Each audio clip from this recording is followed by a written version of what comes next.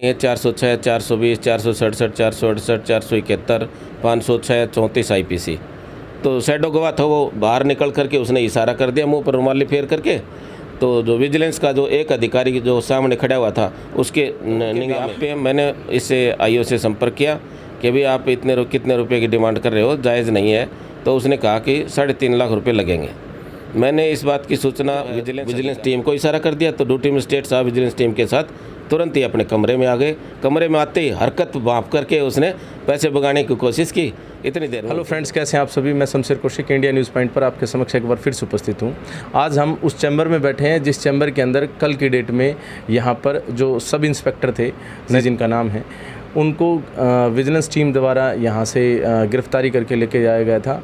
क्या केस था, किस बात पर गिरफ्तारी हुई थी, कैसे गिरफ्तार हुए, ये सब बातचीत हम करेंगे। क्योंकि आज हमारे साथ यहाँ पर इसी चैम्बर में जो मुख्य जो एडवोकेट हैं बलबीर सिंह शेखावत जी, ये हमारे साथ जुड़े हुए हैं। पहले भी आपने हमारी पेशकश इनके साथ देखी होगी, जो एक तहसीलदार जो थे उनके मामले से संबंधित थी। इन्होंने उनको भी इस प्रकार से गिरफ्तार करवाया था सतनाली के अंदर। तो ये दूसरा वाक़या है और हम आपको यहाँ की कवरेज दिखा रहे हैं। आप बने रहिए हमारे साथ इंडिया न्यूज़ पॉइंट पर। सर, स्वागत है आपका इंडिया। जी सर, शमशेर जी आपका भी स्वागत है हमारे चैम्बर पर तीसरी बार पधारने के लिए। जी, तो तीसरी बार सर ने यहाँ पर कहा है, तो मैं बता दूं तीसरी बार हम यहाँ कैसे पहुँचे। पहला जो केस था वो केस काफ़ी चर्चा में आया था। आपने सुना होगा कि क्रेटा का एक मामला आया था आकोदा धनौंदा केस में। तो सर ने धनौंदा साइड से, लड़के पक्ष की साइड से वो केस लिया था। और दूसरा जब हम यहाँ आए तो वो करप्शन से रिलेटेड था। और वो सतनाली में एक तहसीलदार थे जिनको अमित कुमार जी, उनको आप रंगे हाथों पकड़ा गया था। उनको भी विजिलेंस टीम थी वहाँ पर भी।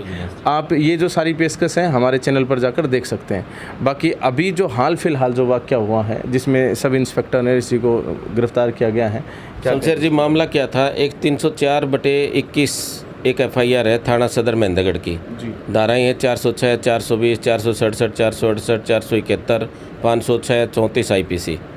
और उसके अंदर जो है एक अक्यूज़ड है परीक्षित जी, और एक अक्यूज़ड है धौलाराम, और एक अक्यूज़ड है रवि कुमार झाझड़िया, और एक है प्रदीप कुमार। 4 मुलजिम गिरफ्तार हो चुके हैं उस केस में। अच्छा। तो जो तफ्तीशी था नरेश कुमार, इसने प्रदीप कुमार जो अरेस्ट किया मुलजिम, उसको 13/3/2022 को अरेस्ट किया था। और 3/3/2022 को रवि कुमार को अरेस्ट किया था। धौलाराम काफ़ी दिन से कस्टडी में है। अच्छा। और इनकी प्रदीप की, रवि की गिरफ्तारी के बाद में धौलाराम को अरेस्ट किया था। अच्छा। जो अभी चारों मुलजिम कस्टडी के अंदर हैं। तो प्रदीप के फर्द बयान इंकशाफ लिखा, उसमें इसने तफ्तीशी ने 4 नाम फर्जी लिख दिए। और उन नाम के लिखने के बाद में उन आदमियों के कॉन्टैक्ट नंबर ले लिए और उन आदमियों से ये संपर्क में हुआ कि भाई तुम्हारे नाम काट दूंगा, तुम्हारी गिरफ्तारी नहीं करूंगा और चालान टू कोर्ट कर दूंगा, इस नाम के मुझे 3.5 लाख रुपए दो। अच्छा। तो उन 4 आदमी थे, उनमें से एक जो आदमी था नरेश कुमार था, उसने मेरे से संपर्क किया कि शेखावत साहब हम जाएंगे तो ये अरेस्ट कर लेगा और क्या पता कितने रुपए मांगेगा। और जैसे इसने रवि कुमार को और प्रदीप कुमार को थर्ड डिग्री मेथड यूज़ करके कन्फेशन वगैरह लिख करके और मुलजिम बना लिया, वैसे हमें भी मुलजिम बना लेगा, इसलिए आप संपर्क करो। तो उनके बिहाफ पे मैंने इससे आईओ से संपर्क किया कि भाई आप कितने रुपये की डिमांड कर रहे हो, जायज़ नहीं है। तो उसने कहा कि 3.5 लाख रुपये लगेंगे। मैंने इस बात की सूचना विजिलेंस अधिकारियों को, उच्च अधिकारियों को दी। उन्होंने कहा कि आप पार्ट पेमेंट के लिए, इसको कॉन्फिडेंस में रखने के लिए कुछ पार्ट पेमेंट कर दो। तो मैंने 12 तारीख को 50,000 रुपये नेट बैंकिंग से, गूगल पे से और 50,000 रुपये फ़ोनपे से निकाल करके इसको दे दिए। इसके कहे अनुसार एक तो अपने थाने के पास में ही एक इंटरनेट की दुकान चलाता है, मोबाइल नेटिंग की, वो कोई गोविंद भारद्वाज या इस टाइप से कुछ नाम है, उसके दुकान से 50,000 रुपये उसके खाते में डलवा दिए। और उसने उसको उस टाइम पर उसके पास 21,000 रुपये थे, 20,000 उसने दे दिए और उसने कहा कि 30,000 में कल ले लूँगा। अच्छा। तो इस तरह से करके 50,000 रुपये मैंने उसके खाते में कहे अनुसार डाल दिए। 50 उसने अपने कोई जानकार आदमी था सोनीपत साइड का, कोई करणदास इस टाइप से नाम है उसका, उसके खाते में डलवा दिया। हाँ, उसके जानकार था, उसके खाते में डलवा दिए। और फिर जो उसने बाकी जो बचे 2.5 लाख रुपये, उनमें से दूसरे दिन 13 तारीख को तगाजा किया कि 50,000 रुपये तो आपको दे के जाने पड़ेंगे। तो फिर 50,000 रुपये मैंने कॉन्फिडेंस बढ़ाने के लिए अपने ATM से, बैंक से निकाल करके और उसको नगद दे दिए। शाम के टाइम पर। फिर जो है बाकी जो रुपए आज कल की तारीख में 16/5/2021 को देने थे, और उसने स्थान नियुक्त किया था कि मैं चालान टू कोर्ट करवा दूंगा, राड ला करके आपको दिखा दूंगा, मतलब जो रिसीव्ड जो होते चालान टू कोर्ट कर दिया उसकी रिसीव्ड होती है उसको राड बोलते हैं, और रोड ला करके आपको दिखा दूंगा और आप 2 लाख रुपए दे देना। मैंने वही जो बातें सारे विजिलेंस अधिकारियों को, उच्च अधिकारियों को, और जो इंस्पेक्टर है विजिलेंस का नवल किशोर जी, उनको सारी बातें बताई। नवल किशोर जी ने 15 तारीख को मेरी एप्लीकेशन ली और ड्यूटी मजिस्ट्रेट वगैरह मेरे एप्लीकेशन के ऊपर अपॉइंट करवा लिया। तो ड्यूटी मजिस्ट्रेट था मनोज कुमार जो एसडीएम साहब हैं नारनौल के, और छाया गवाह जो उनका राकेश कुमार जो उनका कलरक है, वो दोनों जो सरकारी गवाह बन गए। अच्छा। और उन सरकारी गवाहों की हाजिरी में 2 लाख रुपए मैंने जो है उनको गिन करके दिखाए, और उनकी उन्होंने फ़र्द वगैरह बनाई, उनकी नोटों की जो काउंटिंग करी, उनके सीरियल नंबर लगाए मिलाए और ड्यूटी मजिस्ट्रेट की हाज़िरी में सौंपे जी। और उन्होंने अपनी हाज़िरी में उनके पाउडर लगाए। और पाउडर लगाने का जो कार्य है वो हमने यहाँ जो अपने कॉलेज है, कॉलेज कैंपस है, इसमें रोड के साथ में एक अलग से जगह है जो स्विमिंग पूल है उसके पास में, वहाँ खड़े होकर के गाड़ियाँ खड़ी करके साइड में और पाउडर लगा करके मेरे हैंड ओवर कर दिए। अच्छा। और पीछे पीछे विजिलेंस की टीम चल दी, और मैंने उससे संपर्क किया, अभी कहाँ हो आप? बोले जी मैं कोर्ट में हूँ और अभी आप थोड़ी देर में आपके चैम्बर में आ रहा हूँ। अच्छा। मैंने यही सूचना विजिलेंस अधिकारियों को दे दी। तो विजिलेंस के क्या टीम जो रेड मारती है तो प्रोसीजर होता है कि शैडो गवाह जो आरोपी होता है जिससे रिकवरी होनी होती है उसके साथ साथ चलता है। तो शैडो गवाह मेरे पास साथ साथ आकर के यहाँ बैठ गया, उसने एक फ़ाइल ले ली ताकि कोई वो शक ना हो, और उस साइड में बैठ गया। तो वो आईओ जो था नरेश कुमार एसआई, वो तुरंत ही 3 साढ़े 3 के 4 के लगभग बीच की बात है, वो आया और आते ही उसने कहा भी मैंने चंद्रशेखर साहब आपका चालान टू कोर्ट कर दिया है तो आप वो मेरे पैसे दो। मैंने जो है वो दराज में, यहाँ इसी दराज में से पैसे निकाल करके उसको हैंड ओवर कर दिए, और मैंने जो पैसे रखे हुए थे मेरे पास काली पॉलीथीन थी वहाँ रख दी थी। अच्छा। तो फिर वो दराज में से पैसे निकाल कर उसको हैंड ओवर कर दिए, ले करके चलने लगा। तो शैडो गवाह था वो बाहर निकल करके उसने इशारा कर दिया मुँह पर रुमाली फेर करके। तो जो विजिलेंस का जो एक अधिकारी जो सामने खड़ा हुआ था उसके निगाह में उसने जो है विजिलेंस टीम को इशारा कर दिया। तो ड्यूटी मजिस्ट्रेट साहब विजिलेंस टीम के साथ तुरंत ही अपने कमरे में आ गए। कमरे में आते ही हरकत भाप करके उसने पैसे भगाने की कोशिश की, इतनी देर में उनको दबोच लिया। तो रंगे हाथों दबोचा, और उन्होंने कहा कि एसडीएम साहब आपकी हाजिरी में मेरे हाथ धुलाओ, मैंने पैसे नहीं लिए। तो उसने जो एसडीएम साहब ने कहा भी आपकी हाजिरी में, मेरी हाजिरी में धुलवाते हैं, यहीं इसी मेज़ के ऊपर यहीं से पानी ले करके।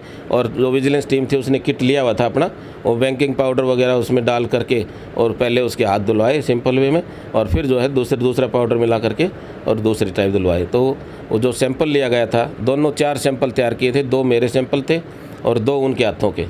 मेरे जो थोड़ी ज़्यादा डार्क हो गए, उनके जो है कम डार्क हो गए, और जो है उन सैंपल को सील किया गया यहीं, और नोटों की भी रिकवरी का काउंटिंग करी, मिलान किया, वही नोट थे जो मेरे को हैंड ओवर किए गए थे, उनकी फ़र्द बनाई, एनवलप किया, उनको सील मोहर किया, और उस फ़र्द पर मेरे विजिलेंस इंस्पेक्टर के, छाया गवाह के और जो ड्यूटी मजिस्ट्रेट था सब ने अपने अपने हस्ताक्षर किए।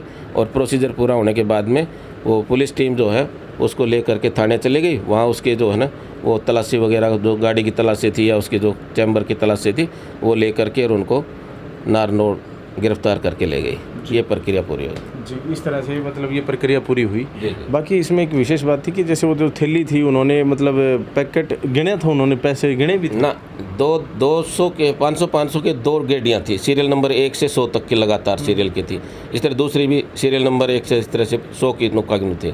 और जो 48 नोट थे वो 2,000 के थे। अच्छा। और 8 नोट जो थे 4,000 के, जो 8 नोट 500 के अलग खुले नोट थे। अच्छा। तो इस तरह से वो 500 के जो 8 नोट थे वो तो 2,000 रुपये के साथ लगे हुए, उस पर हमने वो रबड़ चढ़ाया हुआ था, और 2 गेड़ियाँ अलग थी, उस पर रबड़ अलग अलग से चढ़ाया था। उसको मैंने 3 गेड़ियाँ वो हाथ में पकड़ा दी थी। गेड़ियाँ हाँ, गेड़ियाँ हाथ में पकड़ा दी थी। उसने देख लिया, काउंटिंग वैसे कर ली भाई 2 लाख रुपये हैं, और ले करके चलने लगा। अरे आवाज़ हुआ तो उसने कहा थैली दो थैली दो। फिर मैंने थैली पकड़ाई, थैली पकड़ के इतनी देर में दबोच लिया उन्होंने। हाँ।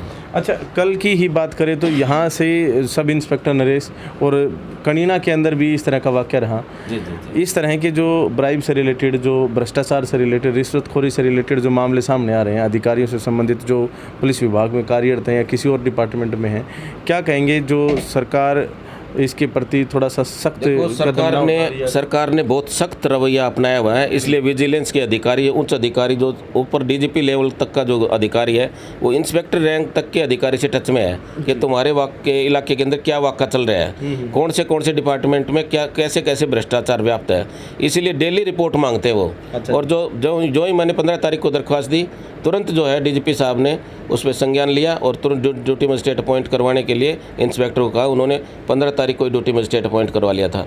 और अनसर्टेन टाइम के लिए ड्यूटी मजिस्ट्रेट अपॉइंट करवा लिया था, क्योंकि क्या पता 16 तारीख को ना आए, वो 17 तारीख को आए, क्या पता 18 तारीख को आए, तो इसलिए जो है अनसर्टेन टाइम के लिए ड्यूटी मजिस्ट्रेट अपॉइंटेड था। तो ये जो गवर्नमेंट की विजिलेंसी का ही तो ये नतीजा है। तो गवर्नमेंट जीरो टॉलरेंस की पावर को रखते हुए और पूरी तरह से मुस्तैद है और ऐसे भ्रष्ट अधिकारियों को खुड्डे लाइन लगाने के लिए पूरी तरह से कार्यरत कर रही है।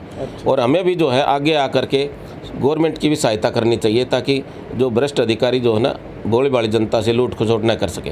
हाँ, खास तौर पर बात यही रहती है कि जब हम स्वयं ही रिश्वत देने के लिए मतलब इंटरेस्टेड रहेंगे तो ऑटोमेटिकली सरकार भी कुछ नहीं कर सकती। वो चुपके से अगर वो काम हो जाता है तो अन्याय सहना भी तो अपने आप में एक अन्याय करना जैसा ही हो जाता है। जनता ज़्यादा एक्शन नहीं लेती, मतलब लोग ये सोच लेते हैं कि कैसे फंसाएंगे, क्यों फंसाएं, किसी की नौकरी का सवाल है या कुछ इस तरह का। तो क्या है, जनता ट्रकोलॉजी की नीति अडॉप्ट करती है। वो ये सोचती है कि तेरा तो काम हो गया, अब तो क्या दूसरा कोई देखेगा नहीं। उसको जो ही उसके साथ कोई घटना होती है तुरंत उसको संज्ञान ले करके और तुरंत जो कानूनी के हिसाब से अपनी कार्रवाई करनी चाहिए, ताकि ऐसी नौबत ही ना आए।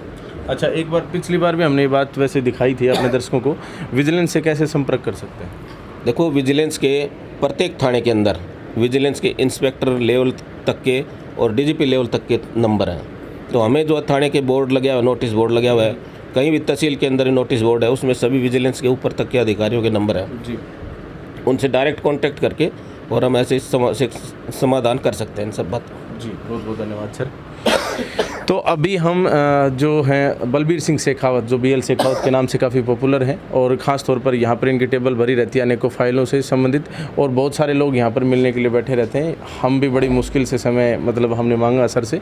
बाकी जो करप्शन से रिलेटेड जो ये मामले जो चल रहे हैं, ख़ास तौर पे अपने इलाके की बात करें तो ये जो इंस्पेक्टर थे ये कहाँ से थे? जो ये सब इंस्पेक्टर से पकड़े थे ये तो है गन्नौर से। अच्छा, सोनीपत डिस्ट्रिक्ट से। कहाँ से, कौन से डिस्ट्रिक्ट से? सोनीपत डिस्ट्रिक्ट से। और जो कनीना में थे वो भी सोनीपत डिस्ट्रिक्ट, दोनों सोनीपत डिस्ट्रिक्ट से थे। तो हमारे इलाके के अंदर जो इस प्रकार की जो घटनाएं हो रही हैं जो रिश्वतखोरी से संबंधित, खास तौर पर बात यह है कि इन पर अंकुश लगाया जा सकता है कि अगर पब्लिक जागरूक हो तो, और विजिलेंस को समय पर बुलाया जाए। और देखिए, सीधी सिंपल सी बात है कि अगर बात करें हम जैसे दहेज लेना और दहेज देना दोनों ही क्राइम अपने आप में, क्यों सर?